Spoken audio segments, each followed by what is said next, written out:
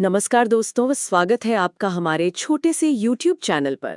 आज हम railway loco pilot परीक्षा के लिए लाइट और लेंस पर टॉप 50 प्रश्नों का एक बहुत ही शानदार मेगा क्विज मैराथन करने जा रहे हैं। जी हाँ, और शुरू करने से पहले जल्दी से चैनल को सब्सक्राइब कर लें, इस वीडियो को लाइक करें और नीचे कमेंट जरूर करें। और हाँ, इस क्लास की PDF डाउनलोड करने के लिए हमारे Telegram channel free railway note से जुड़ना न भूलें। लिंक डिस्क्रिप्शन बॉक्स में दिया गया है। तो चलिए शुरू करते हैं। Question number 1, which of the following statements is not correct? मतलब ये कि निम्नलिखित में से कौन सा कथन सही नहीं है। ऑप्शंस है ए, अवतल लेंस की शक्ति ऋणात्मक होती है। बी, फोकस दूरी जितनी अधिक होगी शक्ति उतनी ही अधिक होगी। सी, फोकस दूरी जितनी अधिक होगी शक्ति उतनी ही कम होगी। डी, उत्तल लेंस की शक्ति धनात्मक होती है। तो इसका सही जवाब है ऑप्शन बी। ऑप्शन बी मतलब ये कथन गलत है। जी बिल्कुल, ये कथन गलत है क्योंकि शक्ति यानी पावर और फोकस दूरी यानी फोकल लेंथ, इनमें एक उल्टा रिश्ता होता है। अच्छा, इनवर्सली प्रोपोर्शनल। हाँ एग्जैक्टली, फॉर्मूला है P = 1/f। तो मतलब साफ है, फोकस दूरी जितनी ज्यादा होगी शक्ति उतनी ही कम होगी। समझ गई। चलिए अगला सवाल, question number 2, Which of the following is correct about the relationship between the power of a lens and its focal length? मतलब लेंस की शक्ति और फोकस दूरी के बीच संबंध के बारे में कौन सा कथन सही है? ऑप्शंस है ए, शक्ति फोकस दूरी के वर्ग के व्युत्क्रमानुपाती होती है। बी, शक्ति फोकस दूरी के व्युत्क्रमानुपाती होती है। सी, शक्ति फोकस दूरी के सीधे आनुपातिक होती है। डी, शक्ति फोकस दूरी के वर्ग के सीधे आनुपातिक होती है। तो ये सवाल तो एक तरह से पिछले कॉन्सेप्ट को ही कंफर्म कर रहा है। जी, इसका सही जवाब है ऑप्शन बी, शक्ति फोकस दूरी के व्युत्क्रमानुपाती होती है। जैसा हमने अभी डिस्कस किया, P = 1/f। बिल्कुल सिंपल सा उल्टा रिश्ता है। सही। ठीक है, question number 3, according to the sign convention the focal length of a convex lens is and that of a concave lens is. चिन्ह परंपरा के अनुसार उत्तल लेंस की फोकस दूरी होती है और अवतल लेंस की होती है। ऑप्शंस है ए, ऋणात्मक ऋणात्मक। बी, धनात्मक धनात्मक। सी, धनात्मक ऋणात्मक। डी, ऋणात्मक धनात्मक। इसका सही जवाब है ऑप्शन सी, धनात्मक ऋणात्मक। अच्छा, तो ये साइन कन्वेंशन बहुत जरूरी है याद रखना। बहुत ज्यादा। देखिए, उत्तल यानी कॉन्वेक्स लेंस लाइट को एक जगह इकट्ठा करता है, मतलब कन्वर्ज करता है। हाँ, तो उसकी पावर और फोकस दूरी दोनों पॉजिटिव होती हैं। और अवतल लेंस लाइट को फैलाता है, डाइवर्ज करता है, इसलिए उसकी दोनों वैल्यूज नेगेटिव होती हैं। कन्वर्ज मतलब पॉजिटिव, डाइवर्ज मतलब नेगेटिव। परफेक्ट। बिल्कुल। Question number 4, an object is placed at a distance of 20 centimeters from a convex lens of focal length 10 centimeter. Find the distance of the image from the lens.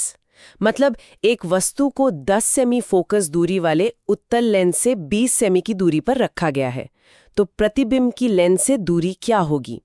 Options है ए 5 centimetre, B 10 centimetre, सी 20 centimetre, D 40 centimetre. तो देखिए, यहाँ एक बहुत ही special case है। Focus दूरी f है 10 centimetre और वस्तु रखी है 20 सेंटीमीटर पर, यानी ठीक 2f पर। एग्जैक्टली। और जब भी वस्तु उत्तल लेंस के 2f पर होती है तो उसका असली मतलब रियल प्रतिबिंब दूसरी तरफ ठीक 2f पर ही बनता है। तो कोई कैलकुलेशन की जरूरत ही नहीं। जी नहीं। तो सही जवाब है ऑप्शन सी, 20 सेंटीमीटर। बहुत बढ़िया। अगला सवाल, question number 5, the magnification m produced by a convex lens when the object is placed at a distance of 2f from the lens is given by। जब वस्तु को लेंस से 2f दूरी पर रखा जाता है तो उत्तल लेंस द्वारा उत्पन्न आवर्धन m क्या होता है? ऑप्शंस ए, m = -2, b, m = +2, c, m = -1, d, m = +1। ये सवाल भी पिछले वाले से जुड़ा है। हाँ, लग तो रहा है। जब वस्तु 2f पर होती है तो प्रतिबिंब भी 2f पर बनता है और बिल्कुल सेम साइज का होता है। अच्छा, तो क्योंकि साइज बराबर है, मैग्निफिकेशन की वैल्यू 1 होगी, और क्योंकि प्रतिबिंब रियल और इन्वर्टेड यानी उल्टा बनता है, इसलिए साइन नेगेटिव होगा। तो m = -1। सही जवाब हुआ ऑप्शन सी। बिल्कुल सही. Question number 6. A 12 centimeter long object is placed at a distance of 15 centimeter from a concave lens. Its 8 centimeter virtual image is obtained at a distance. मतलब एक 12 centimetre लंबी वस्तु को ऑफ द लेंस से 15 centimetre की दूरी पर रखा गया है. इसका 8 सेंटीमीटर का आभासी प्रतिबिंब दूरी पर बनेगा. Options A plus 22.5 centimetre, B 10 centimetre, C minus 22.5 centimetre, D plus 10 centimetre. इसे हम मैग्निफिकेशन फॉर्मूला से निकाल सकते हैं. Okay. M equal to H dash RH equals to VU. जी, यहाँ H डैश है 8 सेंटीमीटर, H है 12 सेंटीमीटर और U होगा -15 सेंटीमीटर. हमेशा नेगेटिव होता है U. सही. तो 812 बराबर V ऋण 15. इसे सॉल्व करेंगे तो V आएगा ऋण 10 सेंटीमीटर. सवाल में दूरी पूछी है तो जवाब होगा 10 सेंटीमीटर. Option B. चलिए अगला सवाल. Question number 7.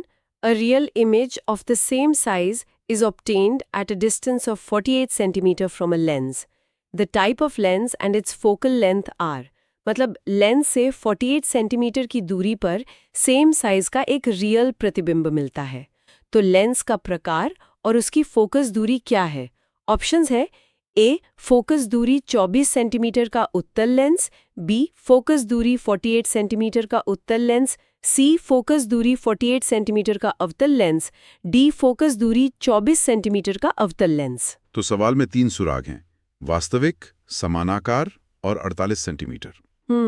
समान आकार का वास्तविक प्रतिबिंब सिर्फ उत्तल लेंस बना सकता है और वो भी तब जब वस्तु 2f पर रखी हो. अच्छा. तो यहाँ प्रतिबिंब की दूरी 48 सेंटीमीटर है, मतलब 2f बराबर 48 सेंटीमीटर. तो फोकस दूरी f हो गई 24 सेंटीमीटर. मतलब ऑप्शन ए फोकस दूरी 24 सेंटीमीटर का उत्तल लेंस. एकदम सही. अगला सवाल देखने से पहले एक मजेदार कमेंट आया है. अच्छा, क्या कह रहे हैं दर्शक?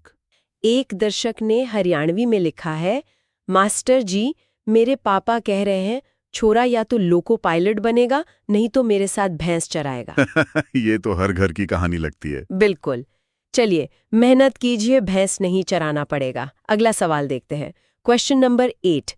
An object is placed at a distance of 40 centimeter from a convex lens of focal length 20 centimeter. Which option below correctly describes the nature and relative size of the image formed in that order? एक वस्तु को 20 centimetre focus दूरी वाले उत्तल lens से 40 centimetre की दूरी पर रखा गया है. तो बनने वाले प्रतिबिंब की प्रकृति और आकार कैसा होगा? ऑप्शंस हैं ए आभासी, सीधा और छोटा, बी आभासी, सीधा और बड़ा, सी वास्तविक, उल्टा और छोटा, डी वास्तविक, उल्टा और समान आकार का. देखिए फिर से वही 2f वाला केस. हाँ, फोकस दूरी 20 सेंटीमीटर है और वस्तु रखी है 40 सेंटीमीटर पर. बिल्कुल, यानी ठीक 2f पर. हाँ. तो हमें पता है कि प्रतिबिंब कैसा होगा? वास्तविक, उल्टा और समान आकार का. जी हाँ, ऑप्शन डी एकदम सही है. ठीक है. Question number 9. An object of height 8 centimeter is placed at a distance of 40 centimeter in front of a convex lens of focal length 20 centimeter. What is the height of the image? 8 centimetre ऊंचाई की एक वस्तु को 20 centimetre focus दूरी के उत्तल lens के सामने 40 सेंटीमीटर की दूरी पर रखा जाता है, तो प्रतिबिंब की ऊंचाई क्या होगी? ऑप्शंस हैं ए 12 सेंटीमीटर, बी 4 सेंटीमीटर, सी -8 सेंटीमीटर और डी 16 सेंटीमीटर. ये भी उसी सिचुएशन पर आधारित है. वस्तु 2f पर है, तो मैग्निफिकेशन m इक्वल्स टू -1 होगा. अच्छा. और प्रतिबिंब की ऊंचाई h डैश का फॉर्मूला है h dash equals to m into h. यहाँ h 8 सेंटीमीटर है, तो h dash is equal to -1 into 8 centimetre, यानी -8 सेंटीमीटर. सही जवाब. Option C. माइनस साइन दिखा रहा है कि प्रतिबिंब उल्टा है. समझ गई. अगला सवाल. Question number 10. A convex lens of focal length 12 centimeter produces a magnification of -1. Where should the object be placed? Focus दूरी 12 सेंटीमीटर का एक उत्तल लेंस -1 का आवर्धन उत्पन्न करता है. वस्तु को कहाँ रखा जाना चाहिए? ऑप्शंस है ए -12 सेंटीमीटर, बी -24 सेंटीमीटर, सी -48 सेंटीमीटर और डी -96 सेंटीमीटर। देखिए, सवाल को बस घुमाकर पूछा गया है, पर कॉन्सेप्ट वही है। m = -1 का मतलब ही है कि वस्तु 2f पर है। बिल्कुल। यहाँ f = 12 सेंटीमीटर है, तो 2f होगा 24 सेंटीमीटर। और साइन कन्वेंशन के हिसाब से वस्तु की दूरी u हमेशा नेगेटिव होती है। तो जवाब है -24 सेंटीमीटर, ऑप्शन बी। एकदम करेक्ट। दोस्तों 10 सवाल हो गए हैं। अगर आपको ये मैराथन पसंद आ रहा है तो वीडियो को लाइक और शेयर जरूर करें। और जो नए हैं वो चैनल को सब्सक्राइब कर लें ताकि कोई भी क्लास मिस ना हो। Question number 11। 20 सेंटीमीटर फोकस दूरी का एक अवतल लेंस से 15 सेंटीमीटर दूरी पर प्रतिबिंब बनाता है। वस्तु की दूरी क्या है? ऑप्शंस है ए 60 सेंटीमीटर, बी 30 सेंटीमीटर, सी -60 सेंटीमीटर, डी -30 सेंटीमीटर। यहाँ हमें लेंस फॉर्मूला इस्तेमाल करना होगा। 1/f = 1/v - 1/u। ओके, ये एक अवतल लेंस है तो f = -20 सेंटीमीटर होगा। जी, और अवतल लेंस हमेशा आभासी प्रतिबिंब बनाता है, तो v = -15 सेंटीमीटर। ठीक है। अब वैल्यूज रखने पर 1 × -20 = 1/-15 - 1/u। जब आप इसे u के लिए सॉल्व करेंगे तो आपका जवाब आएगा -60 सेंटीमीटर। तो सही ऑप्शन है सी। हाँ। Question number 12। 30 सेंटीमीटर ऊंचाई वाली एक वस्तु को अवतल लेंस के सामने रखा जाता है और 10 सेंटीमीटर ऊंचाई की एक छवि बनती है। लेंस का आवर्धन है, ऑप्शंस है ए 13, बी -20, सी 3, डी 20। ये तो बहुत सीधा सवाल है। आवर्धन का फॉर्मूला है m = h'(h). मतलब प्रतिबिंब की ऊंचाई बटे वस्तु की ऊंचाई। बिल्कुल। यहाँ h' = 10 सेंटीमीटर और h = 30 सेंटीमीटर है, तो m = 10/30, जो कि 1/3 होता है। तो ऑप्शन ए सही है। जी, और अवतल लेंस हमेशा सीधा प्रतिबिंब बनाता है, इसलिए आवर्धन पॉजिटिव ही रहेगा। अच्छा पॉइंट है। अगला सवाल, क्वेश्चन नंबर 13। किस स्थिति में एक लेंस का आवर्धन ठीक 1 होगा उत्तल लेंस के लिए? ऑप्शंस ए जब वस्तु अनंत पर हो, बी जब वस्तु को फोकस दूरी के दुगने स्थान पर रखा जाए 2f पर, सी जब वस्तु को वक्रता के केंद्र और फोकल बिंदु के बीच रखा जाए, डी जब वस्तु को फोकल बिंदु पर रखा जाए। आवर्धन का मान 1 होने का मतलब है कि प्रतिबिंब का साइज वस्तु के साइज के बराबर है। हाँ। और उत्तल लेंस में यह सिर्फ एक ही केस में होता है, जब वस्तु 2f पर रखी हो। तो ऑप्शन बी सही है। जी। हालांकि तकनीकी रूप से आवर्धन -1 होता है, पर उसका परिमाण मतलब मैग्नीट्यूड 1 होता है। ठीक है। Question number 14। 15 सेंटीमीटर फोकस दूरी वाले उत्तल लेंस के लिए समान आकार का वास्तविक और उल्टा प्रतिबिंब प्राप्त करने के लिए वस्तु को कहाँ रखा जाना चाहिए? ऑप्शंस है ए 10 सेंटीमीटर, बी 15 सेंटीमीटर, सी 20 सेंटीमीटर, डी 30 सेंटीमीटर। एक बार फिर से हमारा सबसे पसंदीदा केस। हाँ 2f वाला। बिल्कुल। समान आकार का प्रतिबिंब चाहिए तो वस्तु को 2f पर रखना होगा।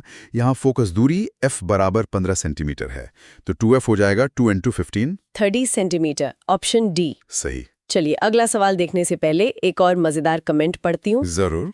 एक दर्शक ने पंजाबी में लिखा है, पाजी मम्मी कहती है मुंडा साडा पढ़ता बहुत है, बस फोन विच पता नहीं की करता रहता है। हाँ, ये तो आजकल सभी पेरेंट्स की चिंता है। अरे हम पढ़ाई ही कर रहे हैं, सबको बता दीजिए। चलिए क्वेश्चन नंबर 15। एक वस्तु को 16 सेंटीमीटर फोकस दूरी के उत्तल लेंस के मुख्य अक्ष पर 8 सेंटीमीटर की दूरी पर रखा गया है। इसका प्रतिबिंब दूरी पर बनता है। Options A -16 centimetre, B 24 centimetre, C 16.3 centimetre, D 8 centimetre. ये उत्तल लेंस का एक और स्पेशल केस है। कौन सा? जब वो मैग्नीफाइंग ग्लास की तरह काम करता है। यहाँ वस्तु फोकस के अंदर रखिए, f = 16, u = 8। अच्छा। इस केस में हमेशा एक आभासी और बड़ा प्रतिबिंब बनता है।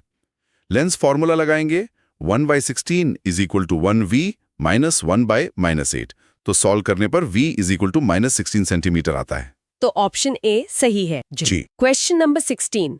लेंस द्वारा उत्पन्न आवर्धन वस्तु दूरी u और प्रतिबिंब दूरी v से संबंधित है। ये संबंध इस प्रकार दिया गया है। ऑप्शंस है A UV, B VU, C UV, D VU। ये तो सीधा साधा फॉर्मूला है। हाँ, ये तो सबको पता होना चाहिए। लेंस के लिए मैग्निफिकेशन m होता है VU। प्रतिबिंब की दूरी बटे वस्तु की दूरी, तो ऑप्शन बी सही है। बिल्कुल, हाँ, दर्पण के केस में ये उबू होता है, उसमें कंफ्यूज नहीं होना है। सही कहा। क्वेश्चन नंबर 17, यदि m, v और u क्रमशः आवर्धन, प्रतिबिंब दूरी और वस्तु दूरी को दर्शाते हैं, तो लेंस के लिए m, v और u के बीच सही संबंध होगा। ऑप्शंस हैं A m is equal to U V, B m is equal to U plus V, C m is equal to V U, D m is equal to v into U. ये तो पिछला सवाल ही है, बस पूछने का तरीका अलग है। हाँ, बिल्कुल। सही जवाब है option C m is equal to V U. जी, ये फॉर्मूले बिल्कुल टिप्स पे होने चाहिए। क्वेश्चन नंबर 18, यदि किसी लेंस की फोकस दूरी -25 सेंटीमीटर है, तो लेंस की शक्ति होगी। ऑप्शंस है A -0.04D, B +4D, C -4D, D +0.04D। Power का फॉर्मूला है P is equal to 1/F, लेकिन इसमें एक बहुत जरूरी शर्त है कि फोकस दूरी हमेशा मीटर में होनी चाहिए। बिल्कुल सही। यहाँ F is equal to -25 centimetre है, जिसे मीटर में बदलेंगे तो -0.25 मीटर होगा। तो P इज इक्वल टू 1/-0.25, जो कि -4 डायोप्टर हुआ। जी, सही जवाब है ऑप्शन सी। क्वेश्चन नंबर 19, यदि किसी लेंस की शक्ति +1 डायोप्टर है, तो लेंस की फोकस दूरी होगी। ऑप्शंस है A 0.5 metre, B 0.25 metre, C 1 metre, D 0.75 metre. उसी फॉर्मूले को बस उल्टा इस्तेमाल करना है, F is equal to 1P। यहाँ P is equal to +1D दिया है, तो F इज इक्वल टू 1 यानी 1 मीटर। ऑप्शन C सही है। और पॉजिटिव साइन का मतलब है ये एक उत्तल लेंस है। एकदम सही। चलिए 20वां सवाल, क्वेश्चन नंबर 20, एक वस्तु को 8 सेंटीमीटर फोकल लंबाई वाले उत्तल लेंस से 24 सेंटीमीटर की दूरी पर रखा गया है। प्रतिबिंब कहाँ बनेगी? ऑप्शंस है A 6 centimetre, B 12 centimetre, C 24 centimetre, D 16 centimetre. यहाँ F is equal to 8 centimetre है, तो 2F होगा 16 सेंटीमीटर। और वस्तु को 24 सेंटीमीटर पर रखा है, मतलब 2F के पीछे। जी, और जब वस्तु 2F के पीछे होती है तो उसका प्रतिबिंब दूसरी तरफ F और 2F के बीच बनता है। मतलब जवाब 8 और 16 के बीच होना चाहिए। सही पकड़ा। तो ऑप्शंस में से सिर्फ 12 सेंटीमीटर ही है जो इस रेंज में है, तो ऑप्शन बी सही है। बहुत बढ़िया, 20 सवाल पूरे हो गए। आप सब बहुत अच्छा कर रहे हैं। कमेंट्स में जरूर बताएं कि आपके कितने सही हुए, और हाँ, लाइक करना ना भूलें। क्वेश्चन नंबर 21, यदि किसी अवतल लेंस की फोकल लंबाई 15 सेंटीमीटर है तथा वस्तु लेंस से 30 सेंटीमीटर की दूरी पर रखी गई है, तो प्रतिबिंब की दूरी ज्ञात कीजिए। ऑप्शंस है A -10 centimetre, B -15 centimetre, C -30 centimetre, D -45 centimetre. फिर से lens formula 1/F is equal to 1/V minus 1/U। अवतल लेंस है तो F is equal to -15 centimetre और U is equal to -30 centimetre. Values रखने पर 1/-15 इज इक्वल टू 1/V 1/-30। इसे solve करने पर V is equal to -10 centimetre आएगा। जी, तो सही जवाब है ऑप्शन ए। चलिए अगला सवाल देखने से पहले एक भोजपुरी कमेंट आया है। अच्छा, सुनाइए। एक दर्शक लिखते हैं, गुरुजी, हमार माई कहता ही कि लइका दिन भर खाली रील देखा था, तनी डांटी एकरा के। अपनी मम्मी को बताइए कि आप रील नहीं, रेलवे की तैयारी कर रहे हैं। बिल्कुल। चलिए क्वेश्चन नंबर 22, एक वस्तु को एक अवतल लेंस के मुख्य फोकस पर रखा गया है। इनमें से कौन सा विकल्प निर्मित प्रतिबिंब के अभिलक्षणों को निरूपित करता है? ऑप्शंस A वास्तविक और छोटा, B आभासी और बड़ा, C आभासी सीधा और छोटा, D वास्तविक और बड़ा। अवतल लेंस के बारे में एक बात हमेशा याद रखनी चाहिए। क्या? ये बहुत ही कह सकते हैं शरीफ लेंस है। अच्छा। आप वस्तु को कहीं भी रख दें, ये हमेशा एक ही तरह का प्रतिबिंब बनाता है। अच्छा, कौन सा? आभासी, वर्चुअल, सीधा, इरेक्ट और छोटा, डिमिनिश्ड। तो कोई कंफ्यूजन ही नहीं, ऑप्शन सी सही है। बिल्कुल। Question number 23। जब कोई वस्तु अनंत पर रखी जाती है तो अवतल लेंस किस प्रकार का प्रतिबिंब बनाता है? ऑप्शंस हैं ए वास्तविक, उल्टा और समान आकार, बी आभासी, सीधा और बिंदु आकार, सी आभासी, सीधा और बड़ा, डी वास्तविक, सीधा और बिंदु आकार। ये अवतल लेंस का एकमात्र स्पेशल केस है जब वस्तु अनंत पर होती है। तब अवतल लेंस उसका प्रतिबिंब अपने फोकस पर बनाता है, जो कि आभासी, सीधा और एक बिंदु के आकार का होता है। मतलब पॉइंट साइज्ड। तो ऑप्शन बी सही है। जी हाँ। Question number 24। एक वस्तु को अवतल लेंस के f और 2f के बीच रखा गया है। निम्नलिखित में से कौन सा विकल्प बनने वाली छवि की विशेषताओं को दर्शाता है? ऑप्शंस हैं ए आभासी और बड़ा, बी आभासी और छोटा, सी वास्तविक और छोटा, डी वास्तविक और बड़ा। जैसा मैंने पहले कहा था कि अवतल लेंस के लिए जगह मायने नहीं रखती। बिल्कुल, वस्तु कहीं भी हो, प्रतिबिंब हमेशा आभासी और छोटा ही बनेगा। तो ऑप्शन बी सही है। करेक्ट। Question number 25। एक प्रकाशीय उपकरण X किसी वस्तु AB के लिए एक प्रतिबिंब CD बनाता है, जैसा कि चित्र में दिखाया गया है। उपकरण X एक है। ऑप्शंस हैं ए अवतल दर्पण, बी उत्तल लेंस, सी उत्तल दर्पण, डी अवतल लेंस। देखिए, चित्र में किरणें उपकरण के आर पार जा रही हैं। मतलब ये एक लेंस है, दर्पण नहीं। तो ए और सी तो गए। सही। अब प्रतिबिंब उल्टा बन रहा है। उल्टा प्रतिबिंब हमेशा वास्तविक होता है। और वास्तविक प्रतिबिंब सिर्फ उत्तल लेंस बना सकता है। तो जवाब हुआ ऑप्शन बी। एकदम सही लॉजिक है। Question number 26। मुख्य अक्ष के करीब समानांतर किरणों की एक किरण उत्तल लेंस पर आपतित होती है। वे किस बिंदु पर अभिसरित होंगी? ऑप्शंस हैं ए 2f पर, बी f और 2f के बीच, सी 2f से परे, डी f पर। ये तो एक तरह से फोकस की परिभाषा ही है। हाँ बिल्कुल। उत्तल लेंस पर जब भी समानांतर किरणें आती हैं तो लेंस उन्हें मोड़कर एक ही बिंदु पर मिला देता है और उसी बिंदु को हम मुख्य फोकस F कहते हैं। तो जवाब है ऑप्शन डी, f पर। जी। Question number 27। एक वस्तु को उत्तल लेंस के मुख्य अक्ष पर F1 और 2F1 के बीच एक बिंदु पर रखा गया है। इसका बनने वाला प्रतिबिंब है। ऑप्शंस हैं ए आभासी और समान आकार का, बी आभासी और बड़ा, सी वास्तविक और समान आकार का, डी वास्तविक और बड़ा। ये उत्तल लेंस का एक बहुत महत्वपूर्ण केस है। अच्छा। जब वस्तु f और 2f के बीच होती है जी। तो उसका प्रतिबिंब दूसरी तरफ 2f के पीछे बनता है। जी। और ये प्रतिबिंब वास्तविक, उल्टा और वस्तु से बड़ा होता है। बिल्कुल। तो सही जवाब है ऑप्शन डी, वास्तविक और बड़ा। ठीक है। अगला सवाल क्वेश्चन नंबर 28। जब कोई वस्तु उत्तल लेंस के होती है तो छवि प्रवर्धित, आभासी और सीधी होती है। ऑप्शंस हैं ए F1 और O के बीच, B 2F1, C F1, D अनंत। ये वही मैग्नीफाइंग ग्लास वाला केस है। हाँ। उत्तल लेंस केवल एक ही स्थिति में आभासी प्रतिबिंब बनाता है, जब वस्तु को फोकस F1 और ऑप्टिकल सेंटर O के बीच रखा जाता है। और ये प्रतिबिंब बड़ा, सीधा और आभासी होता है। तो ऑप्शन ए सही है। एकदम। और एक मजेदार कमेंट भी आया है। बताइए। एक दोस्त ने लिखा है, सर पापा बोल रहे हैं कि बेटा अगर इस बार भी नौकरी नहीं लगी तो तुम्हारी शादी करा देंगे। अरे बाप रे, तो भैया नौकरी तो लेनी पड़ेगी। हाँ, कोई और चारा नहीं है। चलिए क्वेश्चन नंबर 29।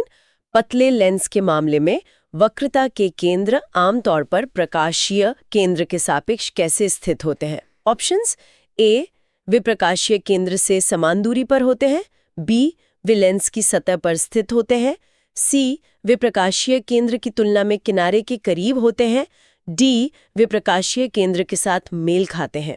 पतले लेंस की थियरी में हम ये मानकर चलते हैं कि लेंस की दोनों सतहों की वक्रता त्रिज्या बराबर है। अच्छा। इसलिए उनके जो वक्रता केंद्र हैं वो भी प्रकाशीय केंद्र से दोनों तरफ बराबर दूरी पर होते हैं। तो ऑप्शन ए सही जवाब है। जी हाँ। Question number 30। एक लेंस में मुख्य फोकस होते हैं। ऑप्शंस हैं A4, B1, C2, D3। इसका सही जवाब है ऑप्शन C2। 2 क्यों? क्योंकि प्रकाश लेंस के दोनों तरफ से आ सकता है। इसीलिए हर लेंस के दो मुख्य फोकस होते हैं, एक को f1 कहते हैं और दूसरे को f2। अच्छा, ये बात है। 30 सवालों का पड़ाव पार आप सब बहुत अच्छा कर रहे हैं। बिल्कुल। चैनल को सब्सक्राइब करना याद रखें और इस सेशन को लाइक जरूर करें। Question number 31। जब एक वस्तु को उत्तल लेंस की 2f1 स्थिति पर रखा जाता है तो प्रतिबिंब का आकार क्या होता है? ऑप्शंस हैं ए समान, बी बड़ा, सी बहुत छोटा, डी छोटा। मुझे लगता है ये कॉन्सेप्ट अब तक तो सबको याद हो गया होगा। हाँ, बिल्कुल। 2f पर रखी वस्तु का प्रतिबिंब हमेशा समान आकार का होता है। जी हाँ, option A, no doubt about it. Question number 32। पतले लेंस के संदर्भ में लेंस के द्वारक और इसके वक्रता त्रिज्या के बीच संबंध का वर्णन निम्नलिखित में से कौन करता है? ऑप्शंस हैं ए द्वारक वक्रता त्रिज्या से बहुत छोटा होता है, बी द्वारक वक्रता त्रिज्या के बराबर होता है, सी द्वारक वक्रता त्रिज्या से बहुत बड़ा होता है, डी द्वारक वक्रता त्रिज्या पर निर्भर नहीं करता। ये पतले लेंस की एक तरह से तकनीकी परिभाषा है। ओके। द्वारक मतलब अपर्चर होता है लेंस का व्यास, और वक्रता त्रिज्या मतलब वो गोला जिससे लेंस काटा गया है। तो पतले लेंस के लिए उसका व्यास उसकी वक्रता त्रिज्या की तुलना में बहुत छोटा माना जाता है। तो ऑप्शन ए सही है। बिल्कुल। Question number 33। वायु में प्रकाश की चाल कितनी होती है? ऑप्शंस हैं ए 3 × 10 5 ms, बी 3 × 10 4 ms, सी 3 × 10 8 ms, डी 3 × 10 6 ms। ये एक यूनिवर्सल कांस्टेंट है जिसे हम सी से दिखाते हैं। जी।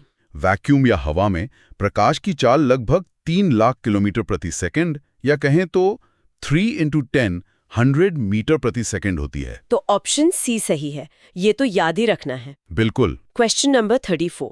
दो माध्यमों को पृथक करने वाले इंटरफेस पर आपतित एक प्रकाश किरण का मार्ग चित्र में दर्शाया गया है। माध्यम ए के सापेक्ष माध्यम बी का अपवर्तनांक किसके बराबर है? ऑप्शंस हैं ए 1/√2, बी √2, सी 1, डी 2√2। यहां पर स्नेल का नियम यानी स्नेल्स लॉ लगेगा। n = sin I/sin r। जी, यहां आपतन कोण I = 45 डिग्रीज और अपवर्तन कोण R = 30 डिग्रीज है। तो n = sin of 45 degrees sin of 30 degrees, मतलब 1/√2 1/2। जिसे सॉल्व करेंगे तो जवाब आएगा √2, ऑप्शन बी। ठीक है। अगला सवाल, क्वेश्चन नंबर 35। वायु में कोई प्रकाश किरण अपवर्तनांक √3 वाले माध्यम से वायु को पृथक करने वाले पृष्ठ पर 60 डिग्री के कोण पर आपतित होती है। किरण माध्यम में के कोण पर अपवर्तित होगी? Options A 45 degree, B 15 degree, C 60 degree, D 30 degree. यहां भी स्नेल का नियम ही लगेगा। n1 sin I = n2 sin r। हवा n1 = 1 और I = 60 डिग्री। और दूसरा माध्यम n2 = √3 और r हमें निकालना है। तो 1 sin 60 degree = √3 sin r। Sine 60 होता है √3/2, तो √3/2 = √3 sin r। इससे sin r = 1/2 आ जाएगा, जिसका मतलब है r = 30 डिग्री। Option D. बिल्कुल सही। चलिए एक और मजेदार कमेंट पढ़ते हैं। एक और हरियाणवी कमेंट है। लगता है हरियाणवी दर्शक काफी हैं हमारे। हाँ, वो लिखती हैं, मैडम जी बापू ने बोला है कि इस बार पेपर क्लियर ना होया तो तेरा ब्याह कर दूंगा। अरे, लगता है कई लोगों पर शादी का दबाव है। चलिए इसी दबाव को मोटिवेशन बनाते हैं। बिल्कुल। Question number 36। निम्नलिखित में से कौन सा माध्यम दृष्टिगत रूप से कम सघन होता है? ऑप्शंस है ए वायु, बी तारपीन का तेल, सी बेंजीन, डी पानी। ऑप्टिकल घनत्व जो है वो सीधे सीधे अपवर्तनांक यानी रिफ्रैक्टिव इंडेक्स से जुड़ा होता है। जिसका अपवर्तनांक जितना कम वो उतना ही कम सघन। बिल्कुल। और दिए गए विकल्पों में हवा का अपवर्तनांक लगभग 1 होता है, जो सबसे कम है। तो हवा सबसे कम सघन माध्यम हुई। ऑप्शन ए सही है। Question number 37। प्रकाशिक तंतु ऑप्टिकल फाइबर किस सिद्धांत पर कार्य करता है? ऑप्शंस है ए विसरण, बी पूर्ण आंतरिक परावर्तन, सी प्रकीर्णन, डी अपवर्तन। ऑप्टिकल फाइबर जिससे आजकल हमारा इंटरनेट चलता है, हाँ।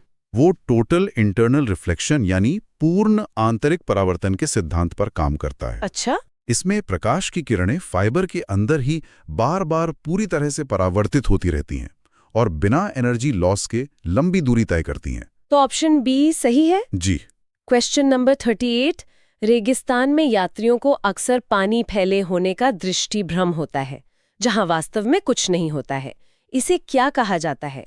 ऑप्शंस हैं ए मृगमृच्छिका मिराज, बी प्रकीर्णन, सी प्रतिवर्तन, डी परावर्तन। इस घटना को मृगमृच्छिका या मिराज कहते हैं। और ये भी अपवर्तन का ही एक उदाहरण है। जी, यह अपवर्तन और पूर्ण आंतरिक परावर्तन दोनों का एक प्राकृतिक उदाहरण है।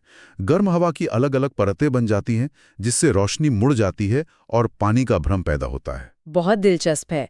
तो ऑप्शन ए सही है। हाँ। क्वेश्चन नंबर 39, किसी पदार्थ का अपवर्तनांक वायु में प्रकाश की चाल से किस प्रकार संबंधित होता है?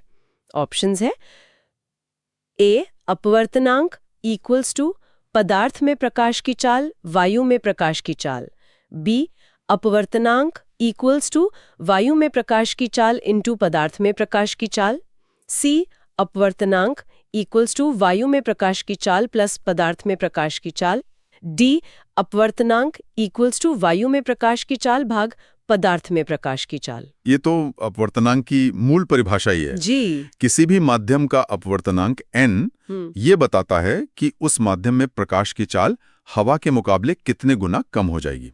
तो फॉर्मूला है n इक्वल्स टू cv। मतलब अपवर्तनांक इक्वल्स टू वायु में प्रकाश की चाल पदार्थ में प्रकाश की चाल। बिल्कुल। Option D. बिल्कुल सही। क्वेश्चन नंबर 40, चित्र प्रकाश की एक किरण दिखाता है क्योंकि प्रकाश माध्यम ए से माध्यम बी में जा रही है। माध्यम ए के सापेक्ष माध्यम बी का अपवर्तनांक है। ऑप्शंस है A √3/√2, B 1/√2, C √2, D 2। Snell के नियम के अनुसार NB NA equals to sin I sin R। यहाँ I 60 डिग्री और R 45 डिग्री। तो अपवर्तनांक होगा sin 60 डिग्री sin 45 डिग्री, यानी √3 1/√2। जिसे सॉल्व करने पर √3/√2 आता है। Option A. एकदम सही। 40 सवाल, बस 10 और बचे हैं। जोश बनाए रखिए। और हाँ, अगर अभी तक लाइक नहीं किया है तो जल्दी से कर दीजिए। क्वेश्चन नंबर 41, एक प्रकाश किरण माध्यम ए से माध्यम बी में प्रवेश करती है, जैसा कि चित्र में दिखाया गया है। ए के सापेक्ष माध्यम बी का अपवर्तनांक होगा। ऑप्शंस ए 1, बी 1 से ज्यादा, सी 1 से कम, डी 0। देखिए, चित्र में प्रकाश किरण अभिलंब यानी नॉर्मल से दूर हट रही है।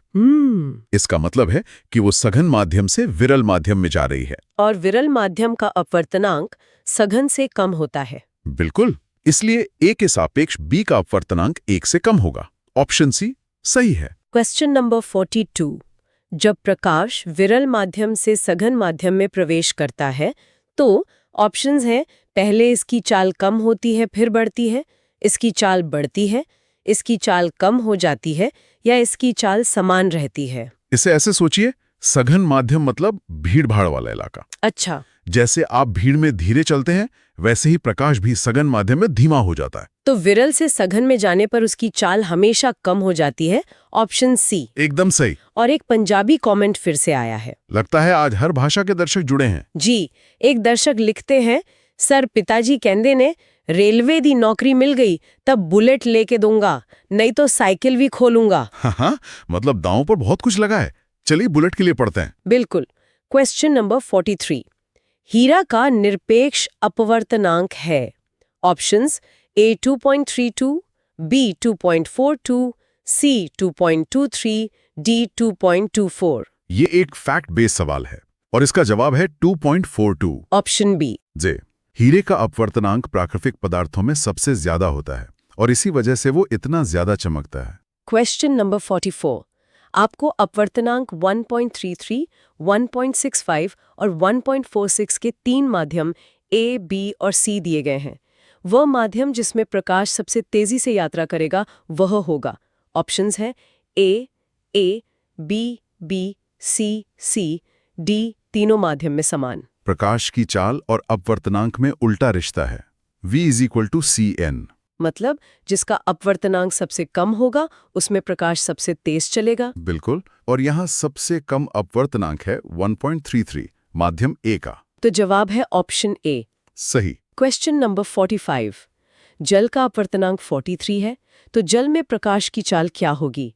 Options A 2.25 × 10⁸ metre second, B 4 × 10⁸ metre second, C 1.5 × 10⁸ metre second, D 2.67 × 10⁸ metre second. Formula वही है, V = CN। यहाँ C = 3 × 10⁸ मीटर सेकेंड और N = 43। तो V = 3 × 10⁸ बिल्कुल, × 43, ये बन जाएगा 94 × 10⁸, जो कि 2.25 × 10⁸ मीटर सेकेंड होता है। Option A. एकदम सही। Question number 46। 20 सेंटीमीटर फोकस दूरी का एक उत्तल लेंस और 25 सेंटीमीटर फोकस दूरी का एक अवतल लेंस संपर्क में रखे गए हैं। इस संयोजन की कुल क्षमता क्या होगी? ऑप्शंस हैं A+9D, B+1D, C-1D या D+5D। जब लेंसों को जोड़ा जाता है तो उनकी पावर सीधी सीधे जुड़ जाती है। तो पहले दोनों की पावर निकालनी पड़ेगी। जी, उत्तल लेंस की P1 = 1/20 यानी +5D, और अवतल लेंस की P2 = 1/-25 यानी -4D। तो कुल power P = P1 + P2 = 5/4 +1D। सही जवाब ऑप्शन बी। Question number 47। कांच का अपवर्तनांक रिफ्रैक्टिव इंडेक्स 3/2 है और पानी का अपवर्तनांक 4/3 है। यदि कांच में प्रकाश की चाल 2 × 10⁸ ms है, तो पानी में प्रकाश की चाल क्या होगी? ऑप्शंस हैं A 2.67 × 10⁸ ms, B 2.25 × 10⁸ ms, C 1.5 × 10⁸ ms या D 3 × 10⁸ ms। इस सवाल में 2 स्टेप हैं। पहले कांच के डेटा से हम हवा में प्रकाश की चाल यानी C निकालेंगे। N = C/V, तो 3/2 = C 2 × 10⁸, इससे C = 3 × 10⁸ ms आ गया। में चाल निकालेंगे।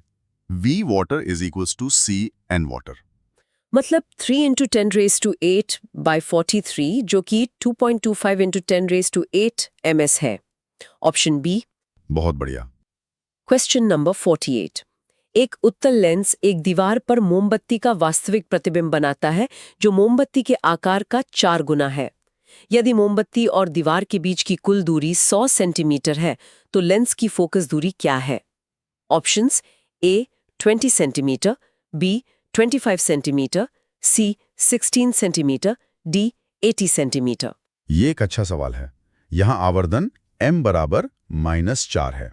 तो VU = -4 यानी V = -4U। जी, और दिया है कि U + V = 100, तो U + 4U = 100, जिससे U = 20 सेंटीमीटर और V = 80 सेंटीमीटर आता है। अब वैल्यूज को लेंस फॉर्मूले 1F = 1V - 1U में रखकर सॉल्व करना है। और सॉल्व करने पर F = 16 सेंटीमीटर आ जाएगा। ऑप्शन सी।